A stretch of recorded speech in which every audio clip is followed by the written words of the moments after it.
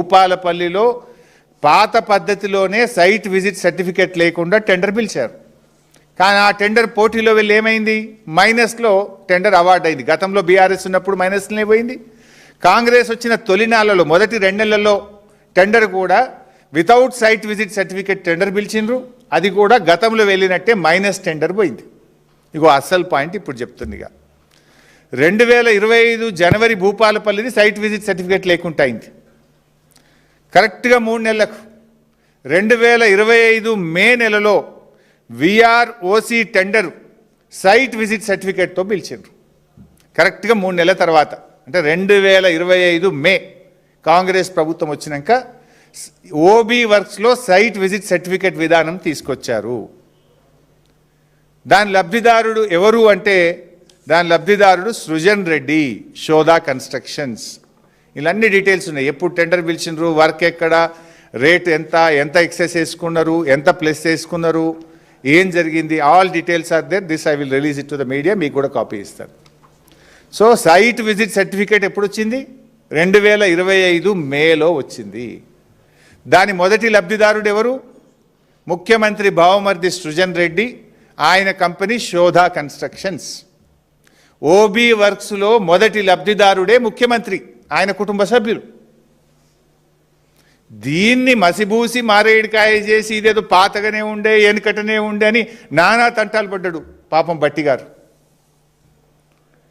So ఇక్కడ start అయ్యి ఇక చాలా టెండర్లు జరిగినాయి. ఇక దీని తర్వాత చాలా టెండర్లు జరిగినాయి. ఇక అన్నిటికీ సైట్ విజిట్ సర్టిఫికేట్ పెట్టేసిండ్రు.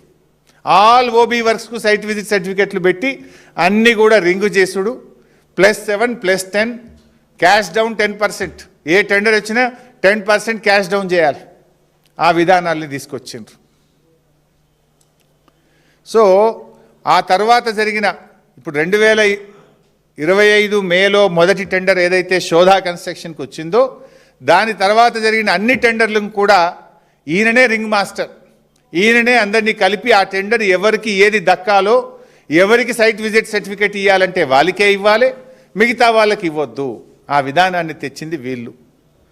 ఇప్పుడు నేను అడుగుతున్న బట్టి గారిని, ఇంత స్పష్టంగా నేను బయట పెట్టినా కదా, ఇంకా స్కామ్ జరగలేదని ఇంకా బుక్కాయించడం ఎందుకు?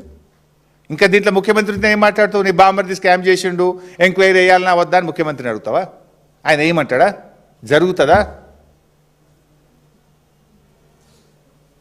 అందుకే మేమేమన్నామంటే ఒక నైనీ కోల్ బ్లాక్ టెండర్ ఒక్కటే రద్దు చేయడం కాదు, ఈ సైట్ విజిట్ సర్టిఫికేట్తో జరిగిన అన్ని టెండర్లు రద్దు చేయాలి. ఇప్పటికే కొన్ని అవార్డు అయినటువంటి టెండర్లు ఉన్నాయి, మరికొన్ని టెండర్ ప్రక్రియ తుది దశలో ఉన్నటువంటివి ఉన్నాయి, ఇంకా టెండర్లు దాఖలు చేసేటివి కూడా ఉన్నాయి.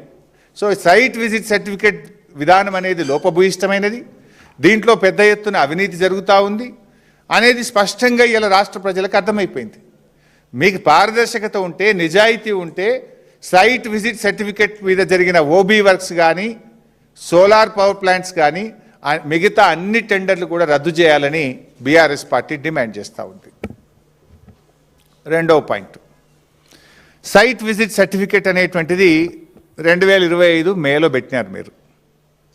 నేను ఒకటే అడుగుతున్న గవర్నమెంట్ను, ఈ 2025 మే నుంచి